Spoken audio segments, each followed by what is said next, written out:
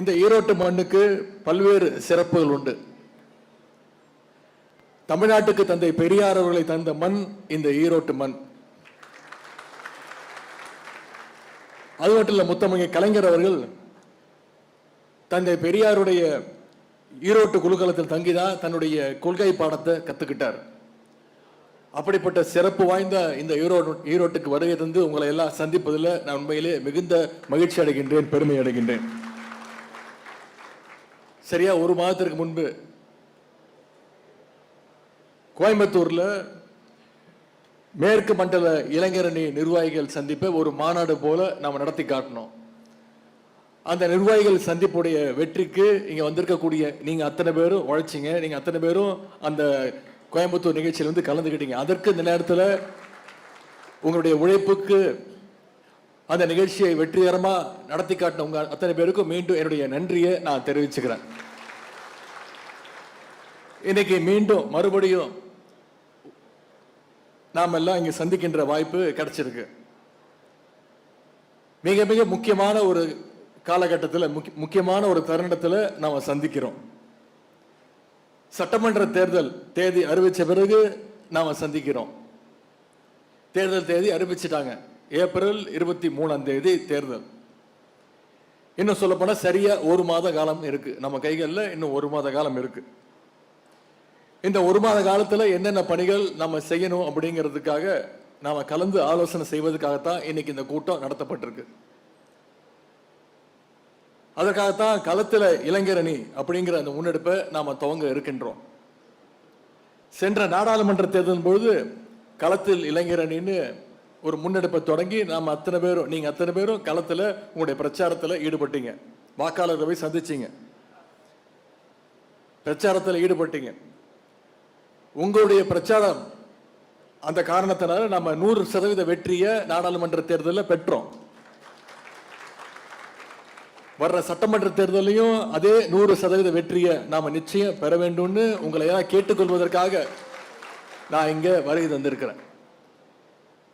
காலையில் கோயம்புத்தூர் மாவட்டங்கள், கழக மாவட்டம், மாநகரம், நீலகிரி மாவட்ட நிர்வாகிகள்லாம் சந்திச்சுட்டு இங்க வந்திருக்கிறேன்.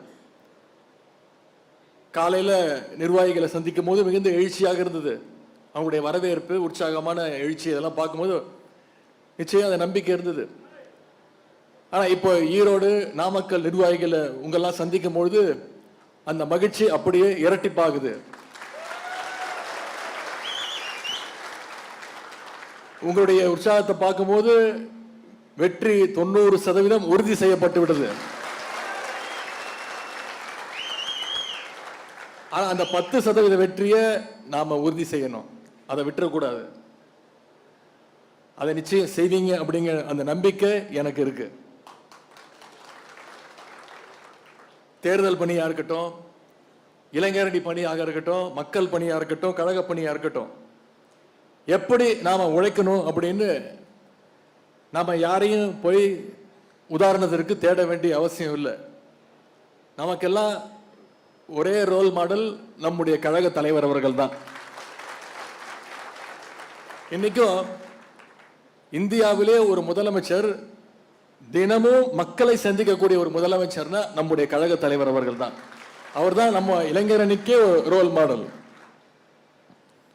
எனவே வந்திருக்கக்கூடிய இளைஞரணி நிர்வாகிகள், உங்களுடைய உழைப்பை நான் எதிர்பார்த்துக்கிட்டு இருக்கிறேன், நான் நம்புறேன்.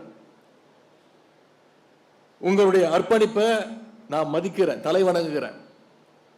நாடாளுமன்ற தேர்தல் வெற்றியை விட மிகப்பெரிய ஒரு வெற்றியை நாம் இந்த சட்டமன்ற தேர்தலில் பெற்றாகணும். அதை நீங்க உறுதி செய்வீங்கன்ற நம்பிக்கை எனக்கு இருக்கு. சாதாரண வெற்றியாக இருக்கக்கூடாது, மிகப்பெரிய வெற்றியாக இருக்கணும். வரலாற்று சிறப்புமிக்க வெற்றியாக இந்த சட்டமன்ற தேர்தல் வெற்றி இருக்கணும். ஒரு நாட்டை பாதுகாக்கிற ஒரு ராணுவ வீரனுக்கு எவ்வளவு பெருமை இருக்குமோ, அதே மாதிரி தமிழ்நாட்டை காக்கக்கூடிய ராணுவ வீரர்களா நம்முடைய இளைஞரணி படை இன்னைக்கும் திகழ்ந்துட்டு இருக்கு, செயல்பட்டு இருக்கு. கழகத்துடைய ராணுவ படை நீங்க. இந்த கருப்பு சிவப்பு இளைஞரணி படை இருக்கிற வரைக்கும் தமிழ்நாட்டுக்குள்ள எந்த கொம்பனும் கால் எடுத்து வைக்க முடியாது. எந்த பாசிச சக்திகளும் தமிழ்நாட்டுக்குள்ள நுழைய முடியாது. இவ்வளவு பெரிய ஒரு இளைஞர் படைய தேர்தல்ங்கிற ஒரு ஜனநாயக போர்ல நாம ஈடுபட போறோம். அதற்கு நாம எல்லாம் தயாராகின்ற ஒரு பாசறை கூட்டம் தான் இன்னைக்கு இங்கே நடைபெற்றுக் கொண்டிருக்கிறது. எந்த தைரியத்தில் மக்களை சந்திக்க போறோம்? 5 வருஷம் ஆட்சி பொறுப்பேற்று 5 வருஷத்துல எத்தனையோ திட்டங்களை நம்முடைய அரசு செஞ்சு கொடுத்திருக்கு, நம்முடைய முதலமைச்சர் செஞ்சு கொடுத்திருக்கிறார். அந்த தைரியத்துல மக்களை சந்திக்க போறோம். ஒரு சில திட்டங்களை மட்டும் உங்களுக்கு நினைவுபடுத்த விரும்புறேன். ஆட்சி பொறுப்பேற்றவுடனே தலைவர் போட்ட முதல் கையெழுத்து மகளிர் விடியல் பயண திட்டம். இன்னைக்கு 920 கோடி பயணங்களை மகளிர் மேற்கொண்டிருக்கிறாங்க. குழந்தைங்க வந்து பள்ளிக்கூடத்துல வந்து படிக்கணும், அரசு பள்ளிகளில் படிக்கணும்னு முதலமைச்சர் காலை உணவு திட்டம். ஒவ்வொரு நாளும் 20 லட்சம் குழந்தைங்க அந்த திட்டத்தில் பயன்பெற்று இருக்கிறாங்க. அன்பு கரங்கள்னு ஒரு திட்டம் இந்தியாவில் எந்த மாநிலத்திலும் இல்லை. பெற்றோர்களை இழந்த குழந்தைங்க படிப்பு செலவுக்கு மாதம் 2000 ரூபாய் தரன்னு நம்முடைய அரசு கொடுத்துட்டு இருக்கு. அன்பு கரங்கள் ஒரு திட்டம். புதுமை பெண் திட்டம், தமிழ் புதல் திட்டம். அரசு பள்ளியில படிச்சு எந்த கல்லூரி போய் படிக்க போனாலும் கல்வி ஊக்கத்தொகை மாதம் 1000 ரூபாய் நம்முடைய அரசு கொடுத்திருக்கு. இப்ப சமீபத்தில் அறிவிச்சு ஒரே மாசத்தில் தலைவர் கொடுத்துட்டாரு. 10 லட்சம் மாணவ மாணவிகளுக்கு, கல்லூரி மாணவ மாணவிகளுக்கு இலவச லேப்டாப் திட்டத்தையும் அறிவிச்சு ஒரே மாசத்துல முதலமைச்சர் கொடுத்திருக்கிறார். தமிழ்நாட்டு வரலாற்றிலேயே முதல் முறையாக 3% ஸ்போர்ட்ஸ் கோட்டாவில் 300 விளையாட்டு வீரர்களுக்கு அரசு வேலை வாய்ப்பை நம்முடைய அரசு கொடுத்திருக்கு. எல்லாத்தை விட மிக மிக முக்கியமான ஒரு திட்டம் கலைஞர் மகளிர் உரிமை தொகை திட்டம். 1,32,00,000 மகளிருக்கு மாசம் 1000 ரூபாய் நம்முடைய தலைவர் கொடுத்திருக்கிறார் கடந்த 3 வருஷங்களா. அந்த திட்டத்தை எப்படியாவது நிப்பாட்டணும். மிகப்பெரிய வரவேற்பு இருக்கு மகளிர்கிட்ட. தேர்தலுக்கு முன்பு எப்படியாவது நிப்பாட்டணும். சில மாநிலங்கள் நிப்பாட்டி இருக்கிறாங்க நீதிமன்றத்திற்கு போய். அப்படின்னு சங்கை கூட்டம் முயற்சி எடுத்தது. நம்முடைய தலைவர் உடனே சொல்லிட்டாரு, இல்ல நிப்பாட்ட முயற்சிக்கிறியா, 1000 ரூபாய் கொடுக்கறது நிப்பாட்டியா, இதோ நான் கொடுக்குறேன் 5000 ரூபாய் கொடுத்துருக்க நிப்பாட்டு பார்க்கலான்னு இன்னைக்கு 5000 ரூபாய் கொடுத்துருக்கிறார் தலைவர் அவர்கள். 3 மாசத்துக்கு சேர்த்து 3000, கோடை கால சிறப்பு நிதியா 2000, 5000 ரூபாய். 1,32,00,000 மகளிர், 1,32,00,000 குடும்பங்களுக்கு 5000 ரூபாய் கொடுத்திருக்கு நம்முடைய அரசு. அது மட்டும் இல்ல, இன்னொரு வாக்குறுதியும் தலைவர் கொடுத்திருக்கிறார். கலைஞர் மகளிர் உரிமை தொகை 1000 ரூபாயில இருந்து மீண்டும் ஆட்சி அமைஞ்சோடனே 2000 ரூபாய் உயர்த்தி கொடுப்பேங்கிற வாக்குறுதியும் கொடுத்திருக்கிறார். இது மட்டும் இல்ல, தாயுமானவர் ஒரு திட்டம். வயசானவங்க, முதியவர்கள், மாற்றுத்திறனாளிகள் வெயில்ல வந்து ரேஷன் கடையில் கியூல நிக்க தேவையில்லை. அவங்களுடைய வீடு தேடி ரேஷன் பொருட்கள் அவங்க வீட்டுக்கு போவோம். எவ்வளவு பேர் தெரியுமா பயனாளிகள்? 28 லட்சம் மாற்றுத்திறனாளிகள், மூத்த குடிமக்கள் இந்த திட்டத்தில் பயன்பெறாங்க. இப்படி குழந்தைகள்ல இருந்து முதியவர்கள் வரைக்கும் அனைத்து வயதினருக்குமான ஒரு அரசாங்கமாக நம்முடைய அரசு பல்வேறு திட்டங்களை செயல்படுத்தி இருக்கு. உதாரணத்திற்கு இங்க ஈரோடு மற்றும் நாமக்கல் மாவட்டங்கள் மட்டும் எத்தனையோ திட்டங்கள். ஈரோட்டில் 65 கோடி ரூபாய் மதிப்பீட்டில் புதிய பஸ் ஸ்டாண்ட் கட்டப்பட்டிருக்கு. சித்தோடு ஈரோடு இடையே 4 வழிச்சாலை. மொடக்குறிச்சியில 362 கோடி ரூபாய், சென்னிமலையில 440 கோடி ரூபாய் மதிப்பீட்டில் கூட்டு குடிநீர் திட்டம். 300 கோடி ரூபாய் மதிப்பீட்டில் மேட்டுப்பாளையம், கோபி, சத்தி, ஈரோடு சாலையை 4-வே லேனா மாத்தி இருக்கிறோம், 4 வழிச்சாலையாக மேம்படுத்தி இருக்கிறோம். 86 கோடி ரூபாய் மதிப்பீட்டில் பவானி நகருக்கு புறவழிச்சாலை அமைக்கின்ற பணி. 10 கோடி ரூபாய் மதிப்பீட்டில் ஈரோட்டில் பணிபுரிகின்ற பெண்களுக்கு தோழி விடுதி, ஹாஸ்டல். மொடக்குறிச்சியில mini stadium. 10 கோடி ரூபாய் மதிப்பீட்டில் ஒரு சமூக நீதி கல்லூரி மாணவர் விடுதி. இப்படி பல்வேறு பணிகளை நாம முடிச்சு கொடுத்திருக்கிறோம். நாமக்கல் மாவட்டத்தில் 1100 கிராமப்புற குடியிருப்புகள்ல 800 கோடி ரூபாய் மதிப்பில் கூட்டு குடிநீர் திட்டம். நாமக்கலுக்கு புதிய பஸ் ஸ்டாண்டு. 425 கோடி ரூபாய் மதிப்பீட்டில் மல்லியக்கரை, ராசிபுரம், திருச்செங்கோடு, ஈரோடு சாலை 4 வழிச்சாலையாக உயர்த்தப்பட்டிருக்கு. 350 கோடி ரூபாய் மதிப்பீட்டில் மோகனூர், நாமக்கல், சேந்தமங்கலம், ராசிபுரம் இடையே 2 வழிச்சாலை போடப்பட்டிருக்கு. நாடு விடுதலை பெற்ற பிறகு முதல் முறையாக போதமலை மலை கிராமங்களுக்கு ரூபாய் 140 கோடி ரூபாய் மதிப்பீட்டில் சாலை வசதி உருவாக்கப்பட்டிருக்கு. இப்படி பல்வேறு பணிகளை செஞ்சிருக்கிறோம். 55 கோடி ரூபாய் மதிப்பீட்டில் ராசிபுரத்தில் அரசு மருத்துவமனை கட்டப்பட்டிருக்கு. எப்படி நாமக்கலுக்கும் ஈரோடுக்கும் பல்வேறு திட்டங்களை செயல்படுத்தியிருக்கு நம்முடைய அரசு. எப்படி நம்முடைய மாநிலம் முழுக்க ஒவ்வொரு மாவட்டத்திற்கும் பார்த்து பார்த்து செஞ்சதுனால தான் இன்னைக்கு நம்முடைய தமிழ்நாடு இந்தியாவில் க்ரோயிங் ஸ்டேட்ல பர்சன்டேஜ் வைஸ் நம்பர் 1 இடத்தை பிடிச்சிருக்கு. 11.19%, டபுள் டிஜிட் growth. நம்முடைய மாநிலம் அந்த இடத்தை பிடிச்சிருக்கு, நம்பர் 1 ஸ்டேட் அப்படிங்கிற இடத்தை பிடிச்சிருக்கு. இதற்கெல்லாம் ஒன்றிய பாஜக அரசு ஏதாவது நமக்கு சப்போர்ட் பண்ணுச்சா, கைட் பண்ணுச்சா, ஹெல்ப் பண்ணுச்சா? எதுவுமே கிடையாது. ஏதாவது திட்டங்கள் கொண்டு வந்தாங்களா? கிடையாது. நம்ம கேட்கிற நிதியை கொடுத்தாங்களா? கிடையாது. நிதி உரிமையை பறிக்கிறாங்க, கல்வி உரிமையை பறிக்கிறாங்க, மொழி உரிமையை பறிக்கிறாங்க. தமிழ்நாட்டிலிருந்து வசூல் பண்ண வரி பணத்திலிருந்து நிதியை எந்த நிதியும் கொடுக்கறது இல்லை. கல்வி நிதி கொடுக்க வேண்டிய 3200 கோடி ரூபாய் கொடுக்க முடியாதுட்டாங்க. புதிய கல்விக் கொள்கை ஏத்துக்கிட்டாதான் கொடுப்போம்ட்டாங்க. ஆனா புதிய கல்விக் கொள்கையில் என்ன இருக்கு? மீண்டும் எப்படியாவது சமஸ்கிருதத்தையும் இந்தியையும் மும்மொழி கொள்கையை எடுத்துட்டு வந்து தமிழ்நாட்டுக்குள்ள திணிக்க முயற்சி. மெட்ரோ திட்டத்துக்கு நிதி கேட்டா அதுவும் கிடையாது. ஜிஎஸ்டி வரி பகிர்வு அதையும் கொடுக்கறது கிடையாது. எந்த திட்டமும் தமிழ்நாட்டுக்கு கொடுக்கறது இல்லை. தமிழ்நாட்டுக்கு நல்லது செய்யறதுனா கூட பரவாயில்ல, கெடுதல் செய்யாமலாவது இருக்கலாம். கல்வி உரிமையை பறிக்கிறாங்க. இன்னைக்கு பாசிச பாஜகவை துணிச்சலா எழுத்து வைக்கக்கூடிய ஒரு முதுகெலும்பு உள்ள ஒரு முதலமைச்சர், ஒரு தலைவர் தான் இந்தியாவிலே நம்முடைய தலைவர் அவர்கள் தான் நம்பர் 1 முதலமைச்சர். இன்னைக்கு 4 அடிமைகளை பிடிச்சு வச்சுக்கிட்டு எப்படியாவது தமிழ்நாட்டுக்குள்ள நுழைஞ்சிடலான்னு சங்கி கூட்டம் முயற்சி செஞ்சுட்டு இருக்கு. மோடியும் அமித்ஷாவும் முயற்சி பண்ணிட்டு இருக்கிறாங்க. அவங்களுக்கு நாம உறுதியா ஒண்ணு சொல்லுவோம், பாசிச சக்திகளுடைய விளையாட்டுகள், அரசியல் விளையாட்டுகள்லாம் வடநாட்டில் உங்களுக்கு ஒர்க் அவுட் ஆகும், தமிழ்நாட்டுக்குள்ள நிச்சயம் எடுபடாது. இளைஞரணி விடாது, திமுக இளைஞரணி நிச்சயம் விட மாட்டோம். நம்முடைய தலைவர் அவர்கள் அதனால தெளிவா ஒரு முடிவு சொல்லுவாரு. நடைபெறுகின்ற இப்போ வரப்போகின்ற சட்டமன்ற தேர்தல் தமிழ்நாட்டு அணிக்கும் டெல்லி அணிக்குமான ஒரு சட்டமன்ற தேர்தல்.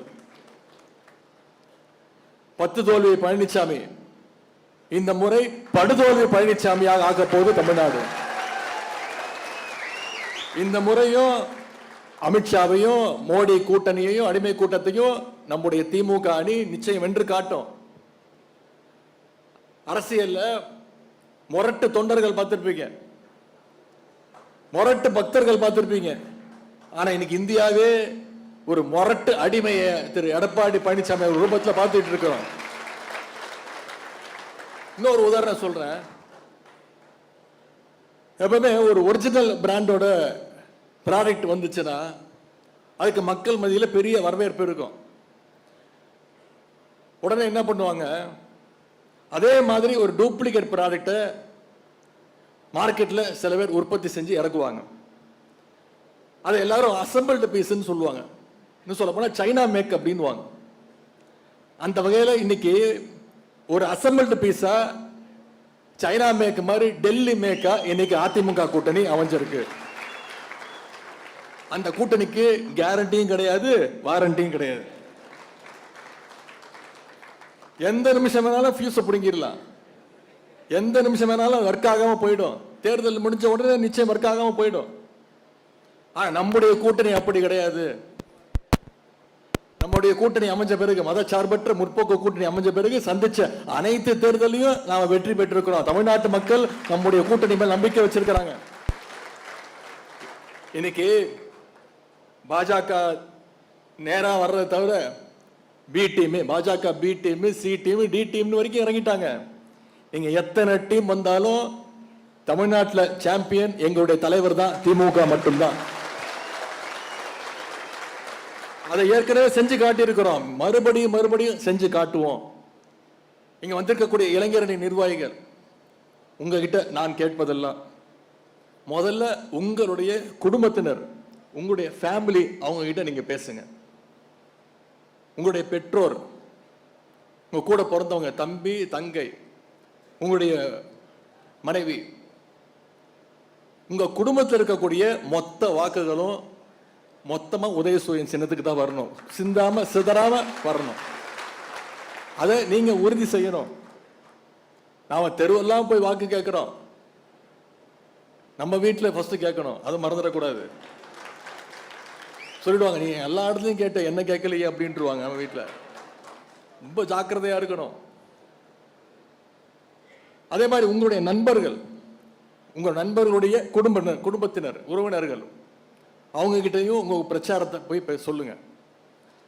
கழக ஆட்சியில் நம்ம இந்த 5 வருஷம் செஞ்சிருக்கக்கூடிய சாதனைகளை ஒவ்வொரு, இப்போ நான் சொன்னேன் 5 திட்டம் சொன்னேன், அந்த திட்டங்களை எடுத்து சொல்லுங்க.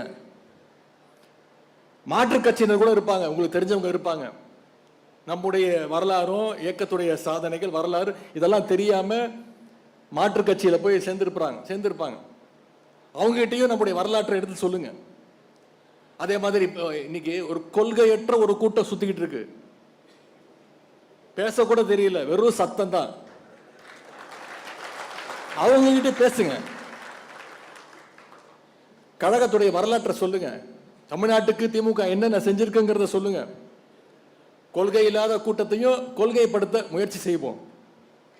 நமக்கு எதிராக பரப்பப்படுகின்ற பொய் செய்திகளை, ஆதாரமற்ற பொய் குற்றச்சாட்டுகளை ஆதாரத்தோடு விளக்குங்க, உண்மையை எடுத்து பேசுங்க. முந்தைய 10 ஆண்டு கால அதிமுக ஆட்சியில தமிழ்நாடு எப்படி இருந்துச்சு, அதை எப்படி இந்த 5 வருஷத்துல நம்முடைய தலைவர் சரி செஞ்சிருக்கிறாங்கிறத நம்பர்ஸோட, டேட்டா பேஸோட, உண்மையான ஆதாரத்தோட எடுத்து பேசுங்க. தமிழ்நாடு அடைஞ்சிருக்கக்கூடிய முன்னேற்றத்தை புள்ளி விவரத்தோட எடுத்து சொல்லுங்க. வட்ட, கிளை, பாக இளைஞர் நிர்வாகிகள் பூத்தில் இருக்க ஒவ்வொரு வீட்டுக்கும் குறைஞ்சது 2 தடவையாவது நீங்க போய் வாக்கு கேட்டிருக்கணும். ஒவ்வொரு வீட்லையும் நம்முடைய அணியினுடைய டார்கெட், அந்த வீட்டில் இருக்கக்கூடிய, அந்த பகுதியில் இருக்கக்கூடிய 18 வயசுல இருந்து 35 வயசு இருக்கக்கூடிய அனைவரும் நம்முடைய டார்கெட். அதை அச்சீவ் பண்ணி ஆகணும். எப்படி நான் உங்களை பல முறை சந்திக்கிறேனோ அதே மாதிரி நீங்க ஒவ்வொருத்தரும் வட்டம் மற்றும் பூத் அளவில் இருக்கக்கூடிய அந்த இளைஞரணி நிர்வாகிகளை, பொறுப்பாளர்களை நீங்க சந்திச்சு என்கரேஜ் பண்ணுங்க. உங்களை பல பேர் BLA to BLC அப்படிங்கிற பொறுப்புகள்ல இருப்பீங்க. அந்த பொறுப்புகளை ரொம்ப கவனமா நீங்க கான்சென்ட்ரேட் பண்ணி செய்யணும். உங்க பூத்துல, உங்க தொகுதியில இளைஞரணியினுடைய நிர்வாகிகளுடைய ஒர்க் தனியா தெரியணும். களத்துல மட்டும் இல்ல, ரிசல்ட்லயும் நிச்சயம் தனியா தெரியணும், உங்களுடைய ஒர்க் தெரியணும். உங்க ஒவ்வொருத்தரையும் நான் கேட்டுக்கொள்வது, மக்களோடு நேரடி தொடர்புல, நெருங்கிய தொடர்புல, டைரக்ட் டச்ல இருங்க. மக்களோட பேசுங்க. அவங்களுடைய நம்பிக்கையை மட்டும் நீங்க பெற்றுட்டீங்கன்னா நிச்சயம் அவங்க உங்களை நம்புவாங்க. யாரும் அந்த நம்பிக்கையை கெடுக்க முடியாது. நான் ஏதோ இந்த வருகின்ற சட்டமன்ற தேர்தலை மட்டும் மனசுல வச்சு பேசுறேன்னு நினைக்காதீங்க. மக்களுடைய நம்பிக்கை நீங்க பெற்றுட்டீங்கன்னா அதை விட பெரிய சொத்து எதுவுமே கிடையாது. உங்களோட ஃபியூச்சருக்கு அது யூஸ் ஆகும் நிச்சயமா. மக்கள்கிட்ட பேசும்போது அதே நேரத்தில் ரொம்ப கவனமா பேசுங்க. ஒவ்வொரு வார்த்தையும், நீங்க பயன்படுத்துற ஒவ்வொரு வார்த்தையும் முக்கியம். இன்னைக்கு எல்லார் கையிலையும் செல்போன் இருக்கு, காத்துக்கிட்டு இருக்கிறாங்க. திமுக நிர்வாகிகள், அதுவும் இளைஞரணி நிர்வாகிகள் ஏதாவது தவறா பேசிட மாட்டாங்களா, தவறா நடந்துட மாட்டாங்களான்னு. அதனால ஜாக்கிரதையா பேசுங்க. சின்னதா ஏதாவது ஒரு தப்பு கிடைச்சதா கூட அது பெருசா ஊதிடுவாங்க. கண்கொத்தி பாம்பு மாதிரி காத்துக்கிட்டு இருக்கிறாங்க எதிரிகள், விரோதிகளும் துரோகிகளும். யாரோட பூத்துல யார் அதிக ஓட்டு வாங்க தரப்போறீங்க அப்படின்னு உங்களுக்குள்ள ஒரு ஆரோக்கியமான ஒரு போட்டி இருக்கணும். நீங்க ஒவ்வொருத்தரும் எந்த பூத்துங்கிறது இப்ப எங்களுக்கு தெரியும். நான் இந்த தெருவுக்கு பொறுப்பு, நான் இத்தனை வாக்குகளுக்கு நான் பொறுப்பு, இத்தனை குடும்பங்களுக்கு நான் பொறுப்பு எடுத்துக்கிறேன்னு உங்களுக்குள்ள பிளான் பண்ணி ஸ்ட்ராட்டஜியோட ஃபோக்கஸ்டா ஒர்க் பண்ணீங்கன்னா மைக்ரோ லெவல்ல நிச்சயம் மிகப்பெரிய வெற்றியை நாம பெறலாம். உதாரணத்துக்கு ஒரு பூத்துல 1000 வாக்காளர்கள் இருக்காங்கன்னா அந்த 1000 வாக்காளர்களையும் கிளை பாகத்தில் இருக்கக்கூடிய நிர்வாகிகள் சந்திச்சிருக்கணும், நிச்சயம் சந்திச்சிருக்கணும். அதை நீங்க உறுதி செய்யணும். அவங்க சந்திக்க போகும்போது முடிஞ்சா நீங்களும் கூட போங்க, அதை உறுதி செய்யுங்க. இந்த பணிகள் எல்லாம் செய்யும்போது மாவட்ட, ஒன்றிய, நகர பேரூர் கழக செயலாளருடைய அனுமதியை பெற்றுட்டு ஆலோசனை பண்ணிட்டு இந்த பணிகளில் இறங்குங்க. நிச்சயம் மாவட்ட, ஒன்றிய, நகர பகுதி செயலாளர்கள் உங்களுக்கு இளைஞரணி களத்தில் இளைஞர் பணிக்கு உங்களுக்கு கூட நிற்பாங்க, உங்களை கைட் பண்ணுவாங்க. தேர்தலுக்கு இன்னும் கரெக்டா ஒரு மாசம் தான் இருக்கு. ஒவ்வொரு நாளும் நீங்க எத்தனை பேரை சந்திச்சு பேசுனீங்க அப்படிங்கிறத ஒரு மினிட் புக்கில் நோட் பண்ணுங்க. உங்களோட தேர்தல் பணிகளை எழுதி வைங்க, போட்டோ எடுத்து அதோட குறிப்பு சேர்த்து வச்சுக்கோங்க, மினிட் புக்கில் சேர்த்து வைங்க. நான் நிச்சயம் பிரச்சாரத்திற்கு இன்னும் ஒரு 10-15 நாட்கள்ல மீண்டும் இங்க வருவேன். ஈரோட்டுக்கு வருவேன், நாமக்கலுக்கு வருவேன். அப்போ உங்க ஒவ்வொருத்தருடைய மினிட் புக்கையும் எடுத்து பார்ப்பேன். நீங்க எவ்வளவு வேலை செஞ்சிருக்கீங்கன்னு உங்ககிட்ட கேட்பேன். உங்களோட ஃபீட்பேக்கை நான் கேட்பேன். நீங்க எனக்கு சொல்லணும், நான் இவ்வளவு பேர் சந்திச்சிருக்கேன், இவ்வளவு வாக்குறுதியை நான் அஷூர் பண்ணிருக்கேங்கிற வாக்குறுதியை நீங்க கொடுக்கணும். நான் மீண்டும் மீண்டும் உங்களுக்கு சொல்றேன், யார் உண்மையா இளைஞரணியில் உழைக்கிறாங்களோ அவங்களுக்கு நிச்சயமா பெரிய வாய்ப்புகள் தேடி வரும். நான் மீண்டும் மீண்டும் சொல்றேன், மறுபடியும் சொல்றேன், உங்க உழைப்புக்கான அங்கீகாரத்தை நம்முடைய தலைவர் அவர்கள் சரியான நேரத்தில் உங்களுக்கு கொடுப்பார். அதுக்கு நான் பொறுப்பு. நம்ம தலைவர், நீங்க நினைச்சிட்டு நான் எப்படி உங்களால பார்த்துட்டு இருக்கணும், அது மாதிரி நம்ம தலைவர் நம்ம எல்லாரையும் பார்த்துட்டு இருக்கிறாரு. உங்க உழைப்பை மட்டும் இல்ல, நான் என்ன பண்ணிட்டு இருக்கேங்கிறது தலைவர் டெய்லி நோட் பண்ணிட்டு இருக்கிறாரு. இது இளைஞர் அணிக்கு வச்ச டெஸ்ட் எனக்கு மட்டும் வச்ச டெஸ்ட் கிடையாது, நம்ம 2 பேருக்கு சேர்த்து வச்ச டெஸ்ட், நம்ம டீமுக்கு வச்ச டெஸ்ட். அந்த டெஸ்ட்ல ஜஸ்ட் பாஸ் ஆயிடுவோம், நிச்சயமா ஆயிடுவோம். ஆனா அது பத்தாது, டிஸ்டிங்ஷன்ல பாஸ் பண்ணணும். அதை பாஸ் பண்ணி அதை செஞ்சு காட்டுவீங்கிற நம்பிக்கை எனக்கு இருக்கு. திமுக காரணம் பொதுவாக என்ன தெரியுமா சொல்லுவாங்க, சிங்கிள் டீயை குடிச்சிட்டு ரொம்ப அசராக வேலை பார்க்குறான்பா, தேர்தல் வேலை வந்துட்டான்னு திமுக காரனை சொல்லுவாங்க. அதை நம்ம இப்ப காலத்துக்கு ஏற்ற மாதிரி லைட்டா மாத்தி சொல்லணும். திமுக இளைஞரணினா சிங்கிள் மெசேஜ் தலைமை கிட்ட இருந்து வந்தா போதும், அதை 234 தொகுதியிலையும் பூத் வரைக்கும் கொண்டு சேர்க்கிறோம்னா திமுக இளைஞரணி அப்படிங்கறத மாத்தி காட்டணும். நம்ம தலைவர் சொன்ன மாதிரி தமிழ்நாடு என்னைக்கும் தலை குனியாதுங்கிறத நாம ப்ரூவ் பண்ணி காட்டணும். தமிழ்நாடு என்னைக்குமே டெல்லிக்கு அவுட் ஆஃப் கண்ட்ரோல் தான் அப்படிங்கறத மீண்டும் நிரூபிச்சு காட்டுவோம். தலைவர் நமக்கு டார்கெட் கொடுத்துருக்காங்க, வெல்வோம் 200 படைப்போம் வரலாறுன்னு. நான் உங்ககிட்ட சொல்வதெல்லாம், அடுத்த 30 மாசம் நம்ம கவனமா நம்முடைய பணிகளை செஞ்சோம்னா 200 234 தொகுதியும் நிச்சயம் நம்முடைய மதச்சார்பற்ற முற்போக்கு கூட்டணி நிச்சயம் ஜெயிச்சு காட்டும். அந்த வெற்றி ஈரோடு நாமக்கல் மாவட்டங்கள் இருந்து தொடங்கணும். ஈரோடு மாவட்டத்தில் இருக்கக்கூடிய ஈரோடு கிழக்கு, ஈரோடு மேற்கு, அந்தியூர் மிக மிக முக்கியம். போன வாட்டி நாம வெற்றி வாய்ப்பை தவற விட்ட மொடக்குறிச்சி, பவானி, கோபிசெட்டிப்பாளையம், பவானி சாகர், பெருந்துறை ஆகிய தொகுதிகளிலிருந்து இந்த முறை நாம வெற்றியை பெற்று ஆக வேண்டும். அதே மாதிரி நாமக்கல் மாவட்டத்திலிருந்து முக்கியமா சென்ற முறை நாம் மிஸ் பண்ண குமாரபாளையம், பரமத்தி வேலூர் தொகுதியிலிருந்து நாம் நிச்சயம் வெற்றி பெற்றாக வேண்டும். அந்த வெற்றிக்கு இளைஞரணியினுடைய பங்களிப்பு மிக மிக முக்கியமாக இருக்கணும். வெற்றினா சாதாரண வெற்றியா இருக்கக்கூடாது, மிகப்பெரிய வாக்கு வித்தியாசத்தில் நாம் ஜெயிச்சு காட்டணும். அதுக்கு அடுத்த 1 மாசத்துக்கு தேர்தல் மட்டும்தான் நம்முடைய கண்களுக்கு தெரியணும். அது மட்டும்தான் நம்முடைய டார்கெட். மே 4ஆம் தேதி வாக்கு எண்ணிக்கை. வாக்கு எண்ணிக்கையின் போது 234 தொகுதியிலும் திமுக லீடிங், நம்முடைய கூட்டணி லீடிங்கிற அந்த செய்தி வரணும். மீண்டும் முத்துவேல் கருணாநிதி ஸ்டாலின் அப்படிங்கிற குரல் மீண்டும் ஒழிச்சு மீண்டும் முதலமைச்சரா பொறுப்பேற்கணும். இத மனசில் வச்சு அடுத்த 1 மாசம் உங்களோட பணிகளை நீங்க பகுத்துக்கோங்க. நம்மளை அழிக்க போறோம்னு ஏற்கனவே நிறைய பேர் சுத்துறாங்க, புதுசா நிச்சயம் கிளம்பி வருவாங்க. அவங்களுக்கெல்லாம் ஒரே பதில் தான். பேருங்க அண்ணா அவர்கள் 1940களிலே சொல்லிட்டு போயிட்டாரு. என்ன தெரியுமா சொன்னாரு? திமுக கழகத்தை அழிக்கணும்னு இன்னைக்கு எங்களுக்கு 4 அடிக்கு நீங்க குழி வெட்டுவீங்க, நீங்க குழியை வெட்டி முடிக்கிறதுக்குள்ள நாங்க 6 அடி வளர்ந்துருவோம். அப்புறம் பக்கத்துல 6 அடிக்கு எங்களுக்கு ஒரு குழி வெட்டுவீங்க, நீங்க குழியை வெட்டுறதுக்குள்ள நாங்க 12 அடி வளர்ந்துருப்போம்.